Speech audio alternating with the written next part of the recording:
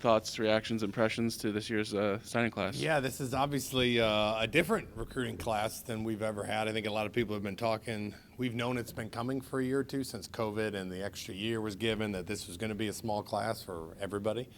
But we started out with, I want to say 10. It grew to 12, over time with losing a couple guys. But for a small class, this has been a great class as far as captains and all-state players, and they've been fun to recruit. We had them all here last weekend, and it's a very, very strong class, small in size, but there's a lot of speed, length, everything you want in a class. We normally sign 17 to 20. This year it's 12, but it'll be huge to get these guys in here and help us play. So, anybody want to go first? Could you just give a few thoughts on each of the players? Yeah, I can go through them. Is that all right? We go through them now. We can do it now. Let's go through them now, and then we'll do the. Okay. I mean, I got a list right here. Starting with Kenny Givens.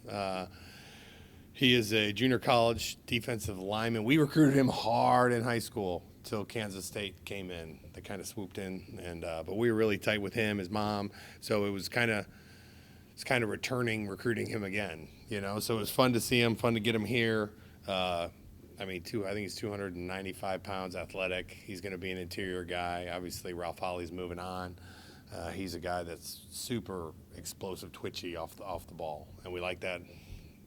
2019, I forget what year it was we recruited him, but I've known him for a long time, so it was fun to get him here and get him in the mix immediately. He's ready to play. Next one I have is Tag Bonama. You guys know the Bonama family. Tag, when recruiting his brother, that's how we kind of learned about Tag, and offered him. I think he was a quarterback when he was younger. He's just tall. I was pretty sure he wasn't going to be a quarterback the whole time. I just knew he was going to be something. Long defensive end, going to fill out. Obviously, we love that family. Boone being here helped. He had a lot of traffic recruiting-wise. But, his brother loves being a part of our culture, being in our locker room. I think that really helped him finally make the decision to join us. But he has a lot of flexibility. He can stand up, run around, but his length allows him to put his hand down, too. So it'll be fun to watch his body grow. G2 will have fun with him in the weight room and figure out what he turns into. But the good thing is he has the length to do a lot of things. Isaiah Street, defensive end, explosive. He is on, I don't know exactly what wrestling team he's on, but he's on every time we talk to him, he's in a different state wrestling. So he's a great leverage player. Gonna put weight on. He had to keep his weight down to be a wrestler. But big, long, great family. A guy that can rush the passer, which is obviously, there's a premium. You see Ali Fayed and how many people, are interested in him. He's player of the year, going to go to the Shrine Bowl, all that good stuff. And Isaiah kind of has that twitch that could be a great pass rusher. Dylan Moore. Dylan was an interesting one because we got him at training camp, or got him at summer camp, and we didn't know what he was. Long, physical. If you watch his film, you'll see a lot of receiving highlights. He's a great receiver in high school. Also a great safety linebacker, will hit you. We have him as a linebacker, because he can just run. He can run and hit. And it was great because we had him in camp and watched him move around. And so kind of got him committed early and then had an unbelievable senior year All-State, and I think everyone got to see what we saw, because a lot of these guys the year before last was their COVID year. So depending on their junior film, which is really what you recruit off of, sometimes it was good film. Sometimes they only played a couple games. In Illinois, I think they played 5 games or something like that. So, having seen a lot of these kids at camp was huge, and we've seen most of these kids in the summer camp because June was like the first time things kind of went back to normal, recruiting-wise. So it was huge. Camps, I think, were more important this year than ever before, and that's obviously shown on our we've seen pretty much every single one of these guys live. Which sometimes doesn't always happen that way when you see a really good junior film. Sometimes you see them live, sometimes you don't. But this year we've seen them all. So I'm excited about Dylan and his flexibility. And he plans on being here in January and starting training a little bit early. Savion Brown, he had a lot of traffic. He's a quarters downhill safety. that'll hit you. He's got his thing about Savion that's interesting is he played, obviously he was their best player, played quarterback, just the best athlete on the team running around at a place at Thornwood that has a ton of athletes running around. And he has the body to potentially play right away because he's got the muscle. I mean, he can protect himself. Some guys need to come in and need a year to put the weight on, and he's already ready. Now he's gonna have to learn it, but he was a great dynamic quarterback, much like Sky Moore was. Just a great athlete on the field running around. So I'm excited about him. Brandon Smith from Indianapolis, another All-State guy. Unbelievably athletic. We had him in camp twice. Watched him run around. We worked with Coach Kenny. We offered him. He's right now probably only 270 pounds, but looking at his 40 time and his standing long jump, I mean, his vertical, he's extremely explosive for an offensive lineman. So we're excited. Basketball player, and he was actually late to our official visit because he had a basketball game, and he gets in the post and does his thing. So excited to see him come in and put the weight on and be part of our future offensive line. Owen Olson, we've been on Owen for a long time. He's from Oklahoma. He's kind of I'm going to say this for the people that know Western football. He's a Donnie Ernsberger type. He's probably about 6'3", 6'3.5", can run, catch, and he's physical. There's a lot of things we can do with him. He's got, I want to say, 3 years left. So he is one of the top 50 JUCO kids according to ESPN. Just a really good athlete that can do a lot of things, versatile, which is what we like to do with our tight ends when we have that guy. We had it with Gio, and we had it with, we didn't do it as much this year because we didn't really have that hybrid guy. And it does help us offensively with some of the things we'd like to do. So I'm excited about Owen getting here. August, good luck saying it. Joe Henningsmeyer. I don't know if that's going to fit on the back of the shirt. I counted it one time, and it's like 25 letters or something crazy. Yeah, we might have to curve it. We just call him August, and until I learned how to say it, it was Jägermeister around here because I had to ask, how do you say your name so I say it right? But an unbelievable, a 6'3" running back, and just a bruiser. They just handed the ball. We didn't know if he's going to be a tight end, H-back, or a D-end. We're going to start him at the tight end, H-back. You watch him on film, and he's going to be handed the ball. Would have 200 yards a game, just trucking people, catching the ball. Obviously played D-end and did a really good job there, but just a big athlete, and so we're excited about just to watch him grow, Palmer Domski, a kicker, was actually was the local paper, Naperville Sun Player of the Year in the city of Naperville, and that's not for being a kicker, it's for being the best player on the field most games. He played safety, he played running back, also was an unbelievable kicker. He was probably our last commit, mainly because with kickers, there's a lot of summer eval things. They all go to the different kicking camps where the kicking gurus can watch them and kind of rate them all. And he was, I don't know what he was rated 5-star for. I don't know what their star thing is, but he was the highest rating you can get, and so we got a lot of good feedback from those people. And he's from an area that we have, it's where Brett Borski's from, so we have a lot of connections to that area. But was an all unbelievable football player that just so happens to really be able to kick the ball, So we're excited about Palmer. Next is Jamal Haley. Jamal's an interesting one. I got a call from Coach Uzelak, former head coach here, great high school coach. Everywhere he's been, he never calls unless he's got a real live player. And he said, hey, I want to send him up to a camp in June. Came to a camp. We lasered him at a 4.41. Which would be one of the faster guys on our team, and I think he broad jumped almost 11. His vertical was like 38, and we didn't have a running back scholarship at the time, and Coach Bath put him through the running back workout and said it was the greatest individual workout I've ever had, but we don't have one. So he's only been playing football for 2 years. We tried him at DB at that camp. It wasn't good. He was trying. But I told Coach I said, hey, if anything happens, if one frees up, which it will at some point, we're calling immediately. And so we did, and so as soon as we had an opportunity to call Coach to offer him, and we offered him, and obviously he had 35 touchdowns, over 2,000 yards. He was unbelievable. And he's just getting bigger. I think when we weighed him in, he was He's 170 something last summer. At the official visit last week, he was like 188. You know, he just keeps getting. Coach U has those guys lifting now. I mean, he's just getting bigger and bigger and bigger, and so we're really excited about him. Found him at camp. Next one's Jayshawn Johnson, led Illinois in receiving by a lot. I think he had 1,400 yards. The next closest was like 1,000. Just super shifty, can't touch him in a phone booth type guy, and did an unbelievable job last year in Illinois. He can cover too if we ever needed it. He's a guy that's a multi-side. I think he's a wideout right now, but he has the ability to play both. His film, you'll see a bunch of DB in there. Most of the really good ones can do both, so we're excited about him. Nate Anderson is one of our first commitments to all-state receiver from Indiana. We had a lot of success in Indiana. We knew kind of 2 years ago there was a lot of good young players from Indiana, and so it was great to get some really good players out of there.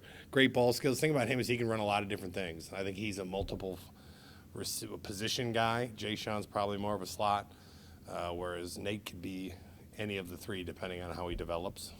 So we're excited about him, and that's it. I got one other one that I can't announce yet, but I will get to that guy later. But we have one preferred walk-on that we're just confirming that we can talk about him. So we can't talk about him yet. So that's 12. So we got 1 special teams, 6 offense, 5 defense, just kind of, and they're kind of all over the place. Other than D-line, we brought a couple in, 1 DB and 2 wideouts, and just kind of trying to spread out where we need, looking at the future. And but like I said, it's a small class, but it's a phenomenal class, and it was interesting today to watch all the different. Some people sign in 8, some people are signing 12, some people are signing 15 to 17. So it all depends on how much exiting you've had, to figure out, and how much you want to use the portal. Kind of gets you with a number. So this group's been great, and I'm excited to get them here this summer and get them on the field as soon as we can. Yeah, you mentioned the small size of the class. One thing that stood out to me was no quarterbacks. Obviously, you have several young quarterbacks on the roster right now, and I sort of took that to mean that this coaching staff is feeling confident on where those young quarterbacks are at in their development. Yeah, I mean, I'm excited. Obviously, as of right now, as far as I know, Caleb's coming back. I mean, he's got a lot of people talking to him. Obviously, that's a great problem to have, I guess. And Jack. I mean, Jack went in one drive and went 4 for 4 and moved us down the field. He's doing a really good job. Marion's playing well. So, we weren't planning on taking a quarterback in this class. And we ended up having one show. There's one that we were interested in. We'll always, but I'm not going to take one just to take one. There was one guy that we were going to take a run at if we could get him. If we couldn't, we're fine. We have a lot of good ones on the roster. And then there's the portal. We have guys that we've recruited that went other places that have called us. So I'm not saying we won't add a couple more, but they won't be from the high school ranks. And then there was four players in this class from your home state, Illinois. Do you think being from there helps you in recruiting players in that area? Yeah, I think it just helps with connecting. When you talk about having relationships with guys as they're looking at a lot of different options, there's so many people from the Chicagoland area that go to school here. And I'm not talking about football players. I'm talking about just regular student athletes. And the amount of, there's a bunch of high school coaches that have their daughters work, go to school here and they work in our building, in recruiting and in ops. And so there's just such a huge connection with Chicago. I'm biased because I'm from there and I came here, and it wasn't too close, but it wasn't too far. It was just a nice mix, and obviously I had an unbelievable time here, and I know a lot of people, I think it was 3 or 4 years ago, we signed more guys from Illinois than any Illinois school, so we're always focused in on Detroit and Chicago and Indy, and the 6-hour radius that we talk about, and it does shift though. This is a big Indiana year for us, but you can normally see that coming, like I said, a couple years out, where you're going into schools. They give you the young kids list. We start watching them.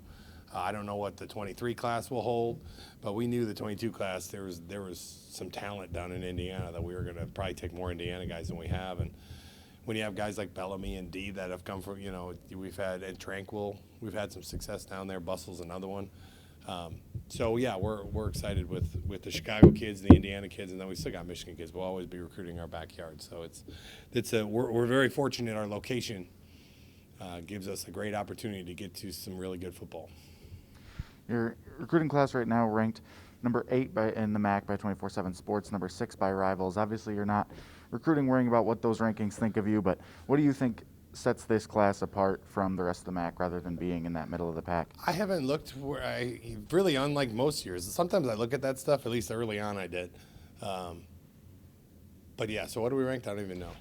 24/7 Sports has you 8th in the MAC right now. Rivals has you at 6th. Yeah, the problem with those is your size, your class matters. I mean, there was a year that we had when you looked at average player, we were the highest that the league had ever had. But I think by total class, we were like 4th, because you get points if you sign 25 guys. Your class is technically considered better than 12. But if you only have 12 scholarships, you can only sign 12. So that's the main reason. Mathematically, it makes no sense. Whereas I think if you just average the average, like if you sign 2, great. If you sign 20, great. But what's your average? And that's normally what I look at. But you just gotta, if you have guys that are staying in your program and developing in your program, you're not going to have as many opportunities to sign 25 guys. If guys are leaving or you're running them off, then you're going to have more opportunity. And on signing day, people. And it's funny because you look at it and you say, all that matters to us is that they come here and develop. I've seen a ton of 2-stars end up being NFL draft picks. Probably more 2-stars than 4-stars that I've coached have become NFL draft picks than 4-stars. So we just focus on what our needs are, and the one time I get on those pages to kind of see who else has offered them, that or their Twitter site. I have been on it less and less and less the last couple of years, especially this year, knowing that the numbers were so small. But and then the only ones I know that are going to places in our league is if we competed with them, and so there's a couple guys I know. A couple went to Miami. I think he's a really good player. That's that one went to Northern. I thought was a really good player. If it happens to be a guy you were in on and they chose, but fortunately for us, because of our academics, because of our location, because of our facilities, that doesn't happen a ton, and so our focus is these 12 guys and how they can come help us. And then Palmer Domski, a kicker who also played as a position player for his high school. To me, that sort of sounds like he might end up in sort of a Nick Mahalik mold where he's really excited to get down and tackle on his kickoffs and things like that. Do you have any thoughts of a kicker with that kind of athleticism? Well, I can tell you every great kicker I've ever been around is a great athlete. Every single one. You can go from I just think all the NFL guys I've been around, they're all state baseball players or unbelievable track athletes, or Mitch was a minor league baseball player who then came here and decided to punt, and shoot, our punter at Syracuse, who's still in the NFL, he was an unbelievable high school quarterback. He could throw it maybe better than my starting quarterback. He'd be out there winging it, and I was like, oh my Lord, and so that's one thing that you learn if you are going to be, an elite kicker. Most of them are great athletes, like Nick. They're just great at they can play other things. So that is something I look for, a guy that only kicks and doesn't do anything. I'm sure there's one out there somewhere, but I know that all the great ones that I know, that I've had an opportunity to run into, are great athletes. And so that is something I'm searching for with the kicker. Like, what else do you play? We brought a walk-on in. Carson Voss is a guy that's a freshman punter here, and he's a walk-on, but he went downstate in like 3 events in track, as a great athlete. And so it's been good for us to find those guys like Nick, So I do think he is in the same mold as Nick. Nick was his host, obviously, when he was here a couple weekends ago. So, but yeah, I see that giving us really making us feel really good about what he can do if he comes here and works hard. As far as the transfer portal goes, how many players would you ideally add, and are there certain position groups that you're looking at there? Good question. I would probably say about 6. 6 is kind of the number. Obviously, 2 of them have signed. Guys that are coming from a JUCO can sign with us. Other ones can't, because once you sign one NLI, you can't sign another one. So I know the AFCA And the NCAA have been talking about coming up with a second NLI, just to clean up the process a little bit. It's going so fast right now, we're just trying to all hold on. I do think we'll legislate something that there will be signings of transfer guys eventually. Right now, it's, you can have, you probably read online that guys have signed. They might have signed a grant and aid form, which does not bind them to anything. It just sounds good. They feel good when they signed it, but that does not bind them to go to that school. So we're trying to clean that up. This will be a unique year. But yeah, I'm thinking 6. I would see us looking in the secondary potentially. We had a lot of success this year with a couple that we brought in with depth, and they're really good players. Obviously, D-Jack did a phenomenal job being an all-conference player. And Delano is another one that we brought in that helped the depth back there. So I could see us getting 1 or maybe 2 in the secondary.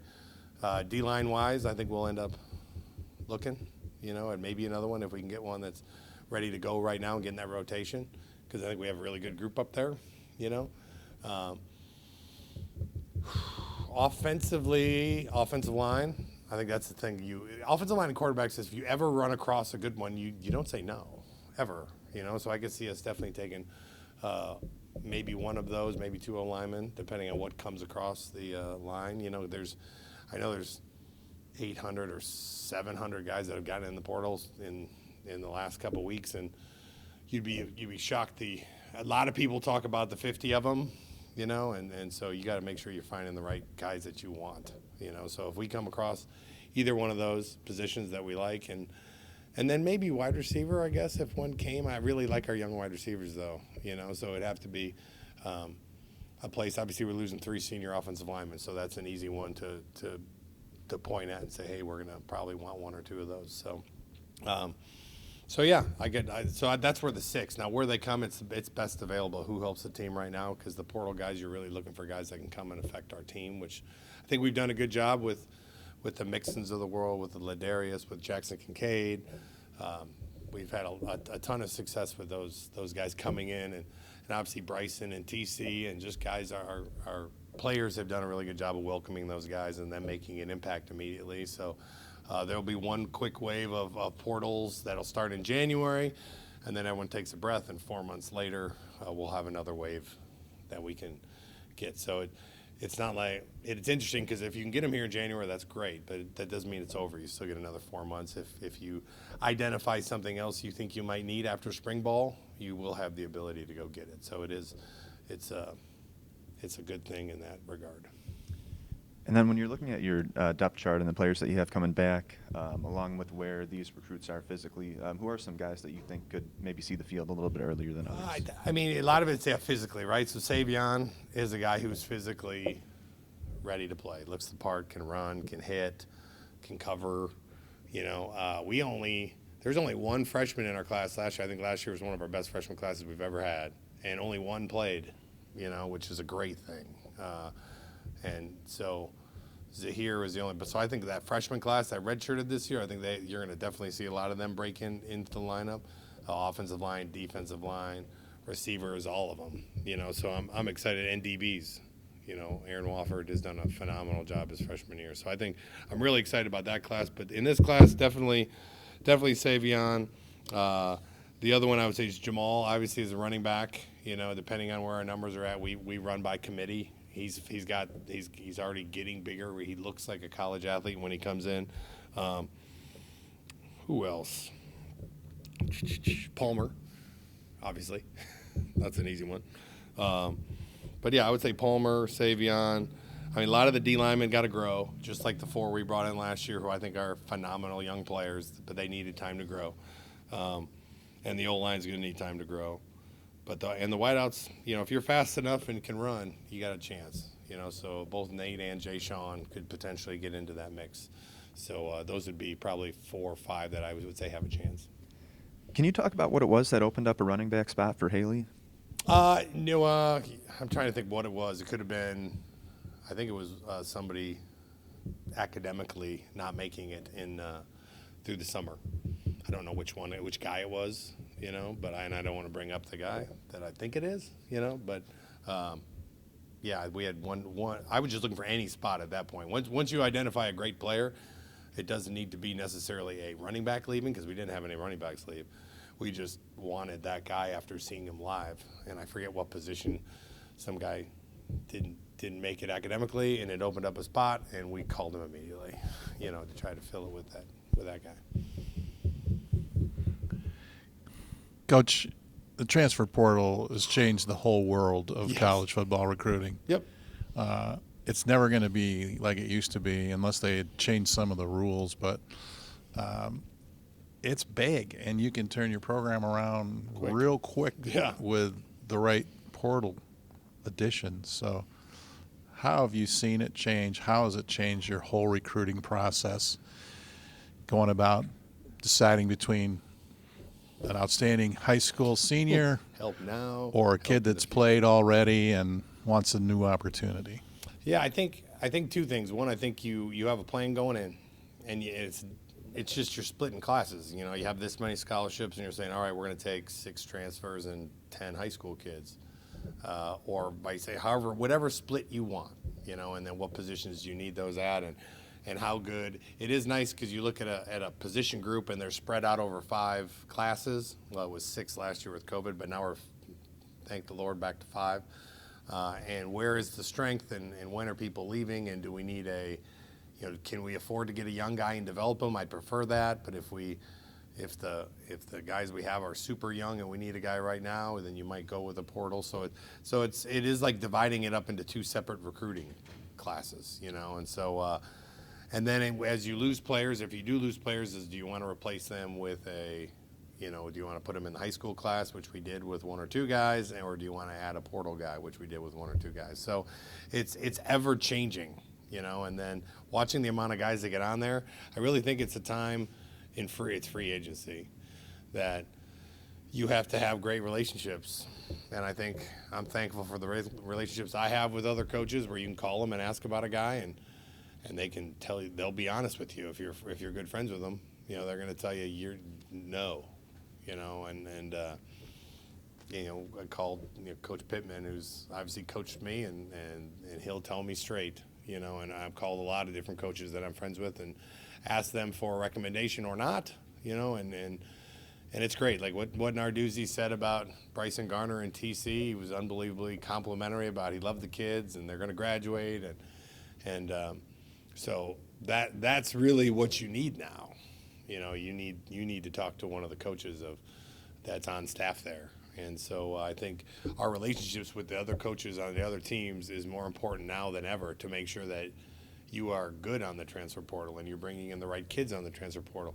And for those kids, kids that were just stuck behind somebody really good, not playing enough and wanted to go somewhere else, seems to work out for those guys, and guys that, that are just leaving because they think the grass is greener, they learn on the other side that it's not, so it's both sides. There's good and bad to it.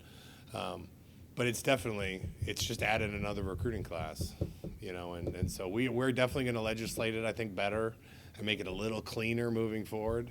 But it's good that we got it started, and it was going to be a mess year 1, and it is, and so, but you're just keeping your knees bent and talking to people. And the good part for us, right now it's dead. It's a dead period from now till January 13th or 14th. We start school on January 10th, so anyone that happens to hop on the portal here in the next couple weeks, they can't come visit, which is crazy that they might have to choose a school without being able to visit any school. But we talked this morning, it's like COVID. We have all our videos of our whole class last year had to come decide where they wanted to go without visiting, So we do have a little bit of experience in the COVID part of it, that we can. We have not adjusted our recruiting calendar for the portal yet. So we're working on the old recruiting calendar, but with new things happening. So I think we'll get it better, and everyone's just trying to do the best job of finding talent to help their team. And there's more ways now to help your team than ever before. And so you got to make sure, but you still have to develop talent, which I was so excited that our freshman class didn't have to play a ton. And, Marion didn't play enough. He's only played 3 games. He's got 1 more game to play. He'll still be able to use this as a developmental year. And because I do think a couple years from now, having the young players that developed in your program is going to be huge, because Some people are all jumping in the portal and portal only, and I think that'll end up jumping up and biting some programs here in about 3 to 4 years. So just trying to say, have a good mix of both, so you're still developing young talent.